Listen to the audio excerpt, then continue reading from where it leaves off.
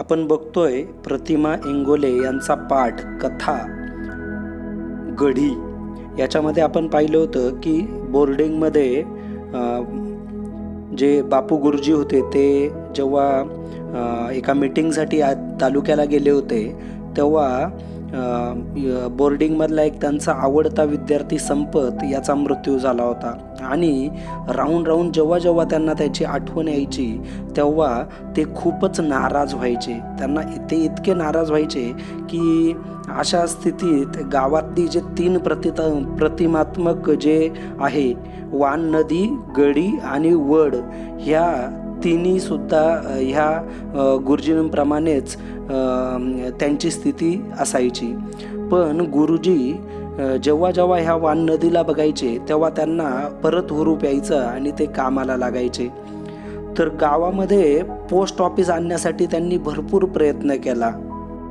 इतर गावांप्रमाणेच आपल्या गावामध्येही post office असावं असं बापू गुरुजींना वाटत असे आणि म्हणून त्यांनी आपल्या गावामध्ये पोस्ट ऑफिस यावं म्हणून कितीतरी वेळा ते तालुक्याला गेले. तालुक्याला त्यांच्या भरपूर चक्रा झाल्या. बरं, ह्या चक्रा कशा झाल्या तर ते चालत तालुक्याच्या गावी जात असायचे, कारण त्यांची गावातून कोणाची तरी बैलगाडी घेऊन जावी एवढी सुद्धा त्यांची ऐपत नव्हती. त्यांना पैसे कसे द्यावे हा प्रश्न होता.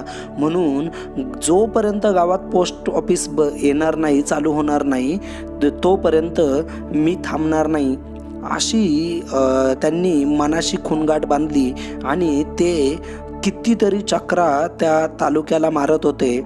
आणि अशातच त्यांच्या एवढ्या ह्या सगळ्या चक्रा त्यांची मेहनत कारणी लागली आणि गावाला पोस्ट ऑफिस तयार झालं. बापू गुरुजींनी एवढ्या मेहनतीनं आपल्या गावामध्ये पोस्ट ऑफिस आणलं, पण गावातले जे उचापती करणारे हे खराब लोक होते यांना हे काही सहन झालं नाही आणि ते सगळ्या गावामध्ये सांगत सुटले की आजपर्यंत आपण कोणाला चिठ्ठी लिहिली का? चिठ्ठी लिहिली तर आपल्या घरात कोणी मेलं असेल तरच आपण पुढच्या लोकांना कळवावं म्हणून चिठ्ठी लिहिली. याच्या व्यतिरिक्त कधी आपण कोणाला पत्र लिहिलेलं नाही आहे. मग आता काय कामाचं? हे पोस्ट काहीच कामाचं नाही आहे असं ते सगळ्या लोकांना सांगत सुटले. बरं, गावातल्या लोकांना पण ते खरं वाटायला लागलं, कारण आजपर्यंत 2च प्रकारच्या चिठ्ठ्या गावामध्ये येत होत्या किंवा जात होत्या. एक तर कुणाला लेकरं झाली असतील तर शुभसंकेत म्हणून पत्र पाठवली जात होती, नाहीतर गावातलं कोणी मेलं असेल किंवा गावातल्या नातेवाईकांचं कोणी मेलं असेल तरच चिठ्ठी जात येत होती. आणि म्हणून गावाला काय उपयोग आहे त्या पोस्ट ऑफिसचा असा लोकांच्या मनामध्ये त्या लोकांनी गैरसमज निर्माण केला. म्हणून जे पोस्टाचे लोक होते ते पण किती दिवस तरी त्या पोस्टातले पत्र घेऊन जायला येतच नव्हते आणि तेव्हा ह्या गावाला पोस्टाची जरूरतच नाही आहे, गरजच नाही आहे असं सगळ्यांना वाटायला लागलं होतं. परंतु हे जे बापू गुरुजी होते त्यांना ह्या गोष्टीचं खूप दुःख व्हायचं की आपण एवढा प्रयत्न करून आपण गावामध्ये पोस्ट ऑफिस चालू केलं, पोस्ट चालू केलं, परंतु ह्या लोकांमुळं आपल्याला तेही ठेवलं नाही आणि पोस्टाच्या लोकांनी हे काढून नेलं, कारण ह्या गावाला गरज नाही याची असं दाखवलं. आणि म्हणून त्यांच्या कपाळावर नेहमी दुःखाच्या रेषा उमटत होत्या. आणि ज्या पद्धतीनं एखादी आई आतल्या आत लोळत असते, तिला त्रास होत असतो, तर समजा एखाद्या आईचा पोरगा ढोरासारखा वागत असेल, जनावरासारखा वागत असेल तर त्या आईला त्रास होतो. त्या पद्धतीनं ह्या गुरुजींना त्रास होत होता. आणि अशातच गुरुजींना समजत होतं की ह्या लोकांना हे सुद्धा कळत नाही आहे की आपलं स्वतःचं भलं कशामध्ये आहे, हे सुद्धा ह्या लोकांना का कळत नाही याचंच त्यांना टेन्शन येत होतं. पण आता मात्र कधी त्यांना हरल्यासारखं वाटत होतं. जेव्हा ते अंगणात उभं राहून गडीकडं बघायचे, प्रवेशद्वाराकडं बघायचे, तेव्हा ती एवढी मोठी भक्कम गडीसुद्धा पावसाळ्यामुळं नितायला लागलेली आहे, खराब व्हायला लागलेली आहे आणि कधी ती पडेल अशी परिस्थिती त्या गडीची झालेली होती. ती गडीसुद्धा एवढी काटाकाटानं खचत चालली होती आणि गाववाल्यांना पण तेच पाहिजे होतं. कारण गडी खचली की त्याच्यातली जी पांढरी माती भेटत होती ना, ती लोकांना फार आवडायची आणि ती माती ते आपल्या घरी घेऊन जाऊ इच्छित होते. त्याच पद्धतीनं बापू गुरुजींना जर त्रास झाला ना, तरी काही लोकांना त्रास व्हायचा. कारण बापू गुरुजींचा मान, बापू गुरुजींना मिळत असलेला गावातला मान हे त्यांना खपत नव्हतं. आणि म्हणून बापू गुरुजी आजकाल खूप उदास वाटायचे. त्यांचं चित्त कोणत्याही कामामध्ये लागत नव्हतं. ते जेव्हा प्रयत्न करायचे आपल्या गावासाठी काही करायला, तर काही लोक त्यांना आडवे जायचे, त्यांना काही करून देत नाही. पण आता ते सावरले होते आणि गावाबद्दलची कळकळ त्यांना सतवायला लागली होती. बरं, गावातल्या त्या 3 गोष्टींची काय अवस्था होती, तर इथं जी वान नदी होती त्या नदीला सुद्धा आता तिचं पाणी कम होत चाललं होतं, डोह झालेला होता आणि तिच्या कराळीजवळचा जो वड होता त्याच्या ज्या पारुंब्या आल्या होत्या, त्या पारुंब्या आता भुईमध्ये घुसत चाललेल्या होत्या. मोकाट सुटलेले जे गुरंढोरं होते ते आता नदीच्या सावलीमध्ये सावली झाली होती आणि आधीमध्ये गावातले जे टेकडे पोरं होते ते खेळायला कधी नदीवर गेले का या वडाखाली बसायचे आणि त्यांच्या ह्या वडाच्या ज्या पारुंब्या होत्या त्याला लोंबकळत खेळायचे. ह्या 3 प्रतिकात्मक गोष्टींची सुद्धा अवस्था काही बापू गुरुजींसारखीच झालेली होती. बापू गुरुजींनी जी बोर्डिंग चालू केली होती त्याच्यात भरपूर मुलं मुली आलेले होते आणि ह्या मुलांचे बापू गुरुजी खूपच लाडाचे होते. सगळे मुलं बापू गुरुजींचं लाड करत होते, ज्या पद्धतीनं बापू गुरुजी मुलांचं लाड करत होते. आणि बापू गुरुजी जे शब्द टाकतील त्याला सर्वोच्च मान देऊन ही सगळे विद्यार्थी त्याप्रमाणे वागत होते. बापू गुरुजींचं सगळ्या गोष्टी ऐकत होते आणि त्याप्रमाणे बापू गुरुजी देखील आपला संपूर्ण वेळ त्या बोर्डिंगसाठी देत होते. गुरुजी आपल्या घरी जात नव्हते, झोपायचे पण तिथंच. रोज रात्री ते कंदील घेऊन त्या मुलांच्या जवळ जाऊन बसत, मुलांना एकत्र करून त्यांना चांगल्या चांगल्या गोष्टी सांगत, त्यानंतर त्यांना झोपवत आणि गुरुजी सुद्धा तिथंच झोपवत. एक दिवशी काय झालं की गुरुजींचा जो मुलगा आहे तो मुलगा आजारी पडला आणि आजारी पडल्यावर त्या गुरुजींचा पोरगा आजारी पडला तरी सुद्धा गुरुजींना बोर्डिंग सोडून जायची इच्छा होत नव्हती. त्यांना आपल्या मुलापेक्षा त्या बोर्डिंगातल्या पोरांची खूप काळजी होती आणि त्यामुळं त्यांची बायको एकदा इतकी तापली त्यांच्यावर, एवढी रागवली का ती त्यांना म्हटली का तुम्हाला जर तुमच्या पोरांबाळांची जर काळजीच नाही आहे तर तुम्ही त्याला इतका पार विस्तवावानी त्याला ताप येतोय, त्याचा अंग तापानं फणफणलंय, जर तुम्हाला घरवाल्यांची काळजीच नाही तर आम्हाला मारून टाका आणि मग बसा तुम्ही त्या शाळेमध्ये किती वेळ जाऊन बसायचंय, तुम्हाला पोराबाळांची बिलकुलही काळजी नाही, असं बापू गुरुजींची बायको त्यांना म्हणायची.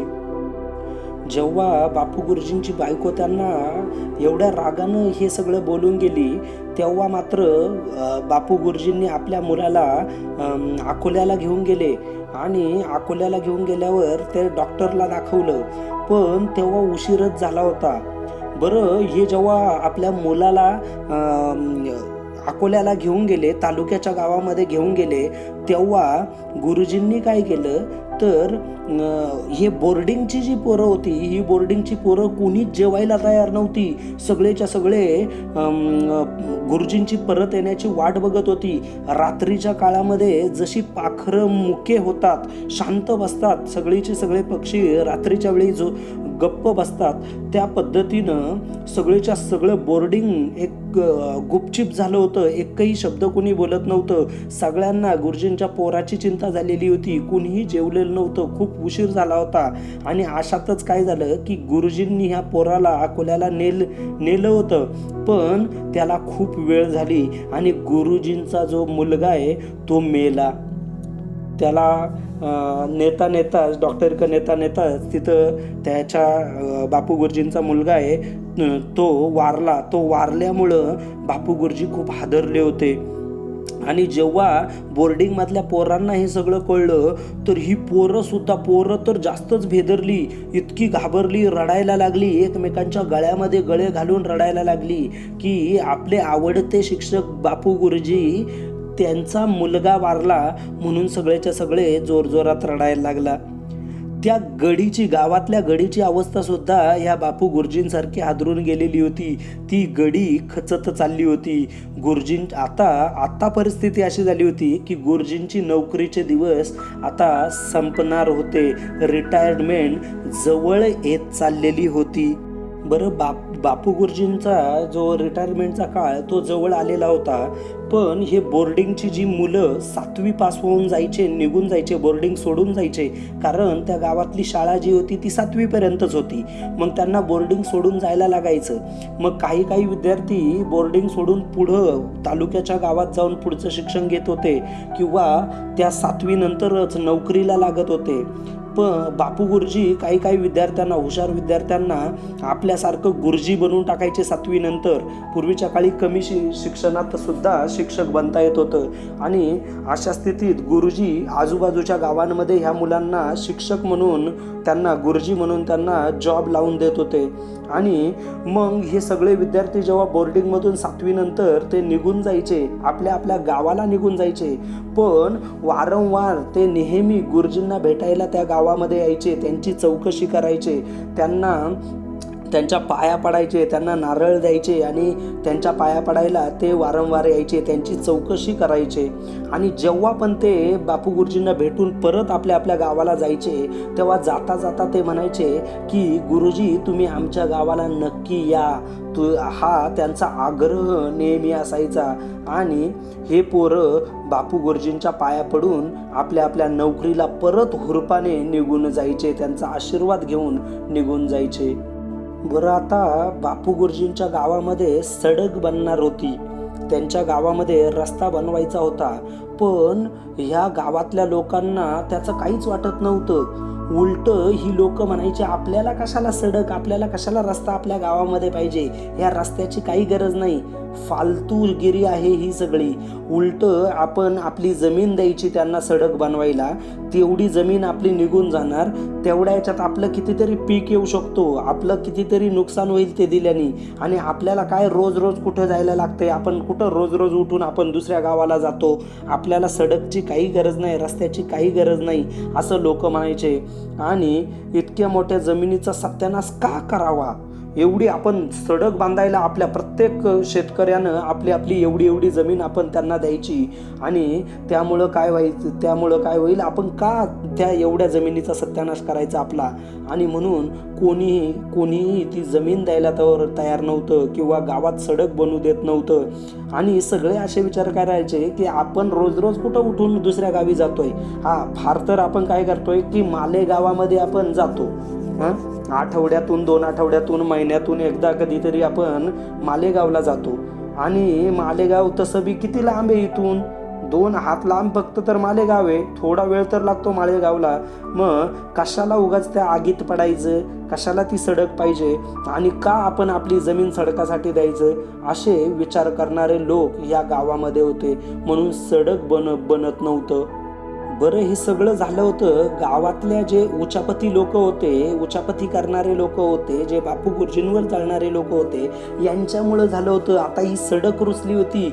सडक जी होणार होती गावामध्ये गव्हर्नमेंटच्या पैशामधून, तर ती सुद्धा आता सडक होणार नव्हती.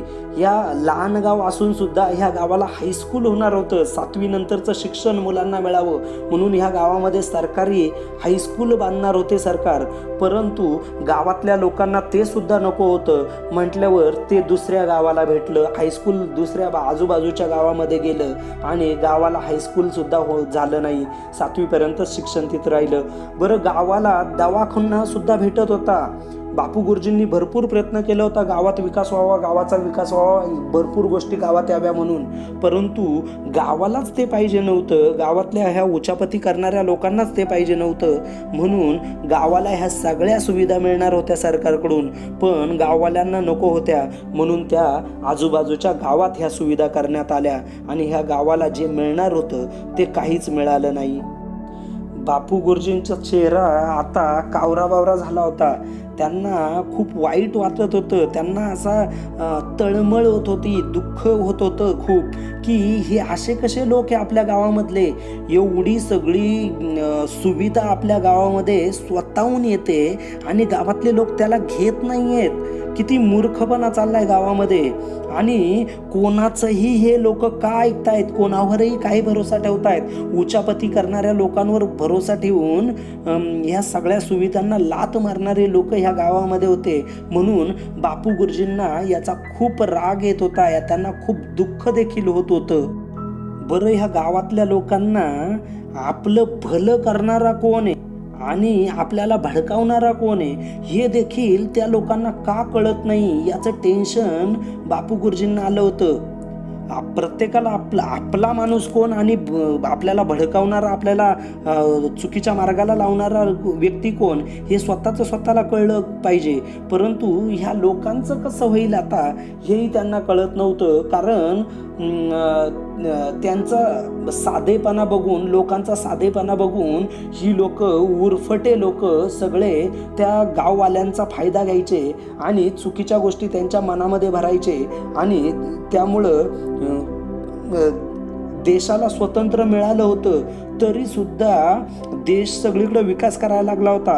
पण ह्या लहान गावाच्या पदरामध्ये आता काही पडलेलं नव्हतं. सगळ्या गोष्टी सरकार देत होतं तरी सुद्धा गावाला ते नको होतं. कारण ह्या काही भामट्या लोकांमुळं ते गावातल्या लोकांना फसवत होते. म्हणून कोणतीही गोष्ट त्यांना मिळत नव्हती.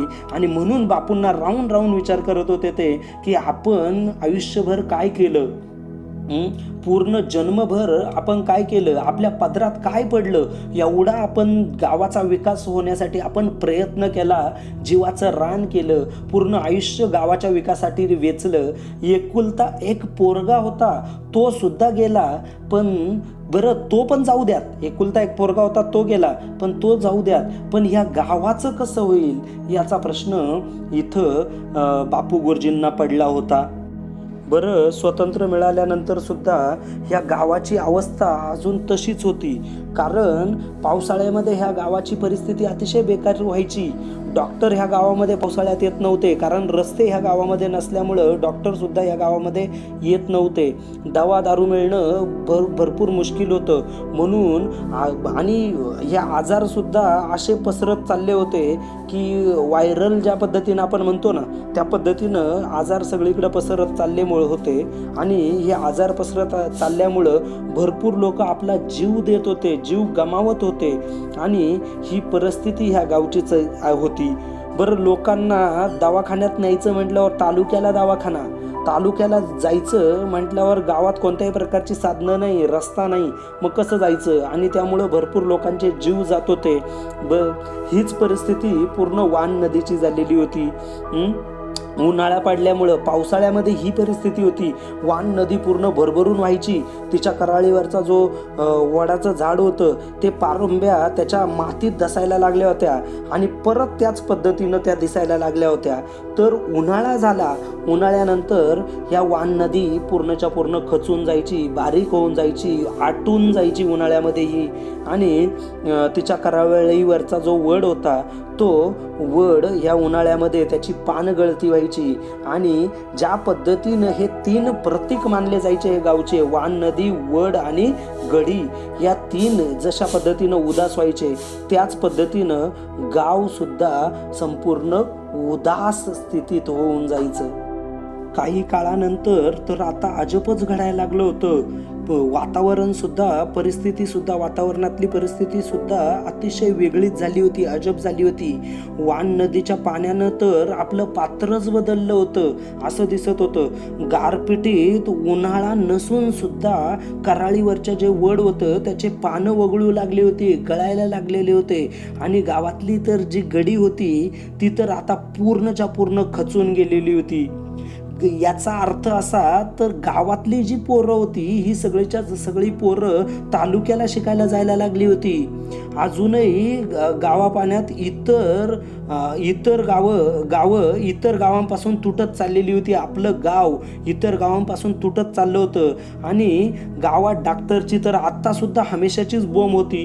म्हणूनच गावात काही सोयी नसल्यामुळं ही जी नवीन पिढी होती, ही नवीन पिढी सगळीच्या सगळी गाव सोडून शहरात राहायला जात होती. आपलं गाव सोडून शहरामध्ये राहायला जायचे, कारण त्यांच्या गावामध्ये कोणत्याही प्रकारच्या सोयी नाही. आता प्रत्येक गावामध्ये मोठमोठ्या सोसायट्या आल्या होत्या. नवीन पिढी आता करती झाली होती. झडपीत सुद्धा गावातला उमेदवार निवडून आला होता. त्यानंच गावाला रिपोर्ट वधरलेला होता आणि गावातलं दूध, गावातली भाजी, गावातले फळं आता शहरात जात होते विकायला आणि शहरातून भरभरून पैसा गावात येत होता. पण ही सगळी परिस्थिती आता बदलत चाललेली होती. त्या गावातला एक नेता निवडून आल्यामुळं गावात एवढी चेंजेस झाली. पण गावासाठी एवढं आपलं स्वतःचं जीवाचं रान करणारे जे मास्तर होता, तो भरल्या चटणी तेलाला सुद्धा पुरता नव्हता झालेला होता. त्याला खाण्यापिण्याची सुद्धा त्या बापू गुरुजीची पंचायत होती आणि जमिनीतल्या दाण्याची आत्ता पुरी आटला होता असं म्हणता येत तिथं, की जमिनीतला दाना म्हणजे या गावातला जो स्वतःचं गाव म्हणून भरपूर कष्ट करणारा हा बापू गुरुजी पूर्ण खचून गेलेला होता. आणि म्हणून आपण पाठाच्या सुरुवातीला जसं बघितलं की गावात एक फार मोठा समारंभ कार्यक्रम भरला होता, त्या पद्धतीनं आजचा दिवस तोच दिवस आहे. हे बापू गुरुजींना आतापर्यंतचं सगळं आठवत होतं फ्लॅशबॅकमध्ये की गावाची परिस्थिती कशी होती आणि कशा पद्धतीनं गाव हळूहळू सुधारलं.